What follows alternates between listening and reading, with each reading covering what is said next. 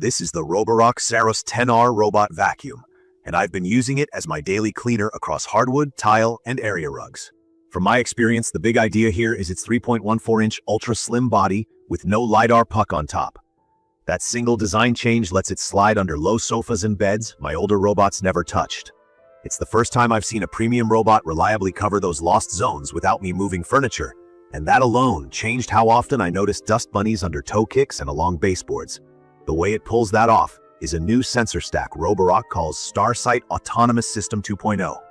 Instead of the spinning turret, it uses a solid-state LiDAR paired with a 3D time-of-flight sensor for depth and an RGB camera for object recognition.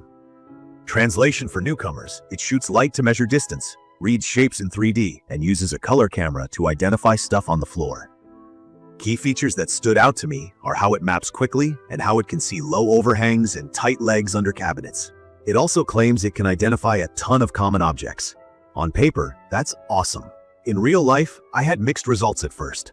Cables and soft items like socks tripped it up a few times. Switching the obstacle mode in the app from the default to sensitive made a noticeable difference. With that change, it became more cautious around cords and stopped dragging them as often. That tweak is worth doing on day one. Vacuuming performance is strong. The 22,000 PSI suction has more than enough pull for everyday grit, and carpet boost kicks in aggressively on rugs. What really impressed me is the DuoDivide anti-tangle brush design. It's two rubber rollers that spin against each other and push hair straight into the intake. I have long hair in the house and a shedding pet, and I'm not pulling hair off the brushes after runs. That's rare. The small omnidirectional front wheel also resists winding hair, so I'm not picking at that either. In my opinion, the hair handling system is one of the biggest wins here because it cuts down the most annoying maintenance chore. Mopping is equally thought out. Instead of a passive pad, the Saros 10R uses two spinning mops that scrub. The FlexiArm Riser is the trick I noticed the most. It literally nudges the mop and side brush outward at edges and into corners, reaching the baseboards and the recessed space under kitchen cabinets. If your old robot left a dusty line along the walls, this answers that, because the mop can physically reach past the round body. On mixed floors, it lifts the mops when it senses carpet, and can even leave the mops at the dock if you want a vacuum-only run. That's helpful when you don't want any damp contact with a rug. Mobility is another highlight.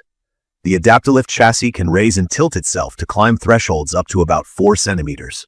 In plain terms, it gets over door strips and quirky transitions that stop my previous bots.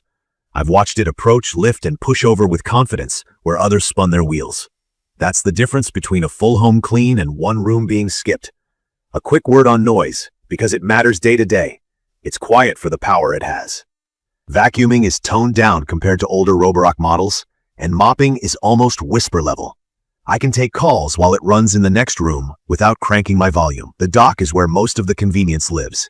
It empties the dustbin for about 60 days depending on your space, washes the mops with hot water up to 176 degrees, and dries them with warm air at 130 degrees to keep them from smelling musty. It also refills the onboard water tank, doses detergent, and self-cleanse. I like that the base tray pops out for a rinse in the sink when you want to freshen it. Two notes though: the glossy front panel looks fancy but shows fingerprints fast, so it needs a wipe if you care about looks. And while the dock is smart, the robot's onboard bins are small. The dustbin is 270 milliliters and the water tank is 69 milliliters. The robot returns to the dock more often to empty and refill, which adds a few minutes to total clean time in larger spaces. The upside is the system handles it automatically. The downside is it feels like more pit stops than some bulkier models. App control is classic Roborock, which is to say polished and packed with options. Multi-level maps, room naming, no-go lines, targeted room or zone cleans, and custom sequences work reliably. You can set suction levels, water flow, and choose between faster passes or deeper scrubbing. Roborock Smart Plan is handy if you don't want to tweak settings. It decides parameters based on room type and dirt it detects. Connectivity is 2.4 GHz Wi-Fi only, so if your router has a combined SSID and leans on 5 GHz, you may need to split your bands or enable 2.4 GHz pairing. Voice control works with Alexa, Google Home, and through Siri shortcuts. The built-in Hello Rocky voice assistant is useful for quick commands without grabbing your phone, and it works even if the internet drops. There's also a camera for remote check-ins and two-way talk, plus a pet search button in the app. It's fun for a quick peek when you're out. If you're privacy-minded, you can disable the video features in settings. Navigation is good at covering floor space and great at threading under low furniture, thanks to the slim profile. But there are quirks. Pathing back to the dock can choose a rug over bare floor when both are available, which is slower. Also, the cable and sock issue I mentioned earlier improved with the sensitive mode, but I still add virtual no-go strips around tangle zones near desks. It's worth the 2 minutes in the app. Battery life is solid. I'm seeing up to around 3 hours on low to medium suction with some mop work mixed in. And the 2.5-hour quick charging feels fast enough between rooms. I rarely worry about it finishing a floor. It either completes the job or tops up and resumes without me thinking about it. It's perfect for homes with low couches or beds, pet hair that usually attacks brushes, and anyone who cares about edge cleanliness. From my experience, the combo of anti-tangle rollers, edge-reaching mops, and the lifting chassis handle daily messes better than other robots I've used, especially in tricky spots along walls and under cabinets. In my opinion, the biggest caution is small floor clutter. If you have lots of loose cables, soft toys, or socks on the ground, you'll get the best performance by switching to sensitive and setting a few no-go areas. Also, be ready to wipe the dock's shiny face now and then.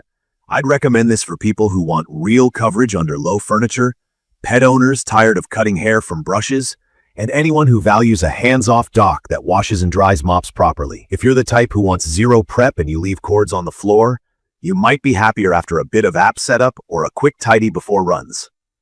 For those who care about smart features, the app control, voice options, and the camera pet tools are genuinely useful without being complicated. In conclusion, the Roborock Saros 10R balances strong mechanics with evolving smarts. The slim body, anti-tangle design, edge mopping, and climbing ability deliver consistent, visible results. The software side is powerful but benefits from a few setting tweaks to handle everyday clutter. If you can give it a small amount of help with cables or boundaries, it pays you back with thorough Ben, low-maintenance cleaning, and far fewer dust lines along the edges. I'll leave the details about the Roborock Saros 10R robot vacuum and mop in the comments for you to check out. See you in the next video.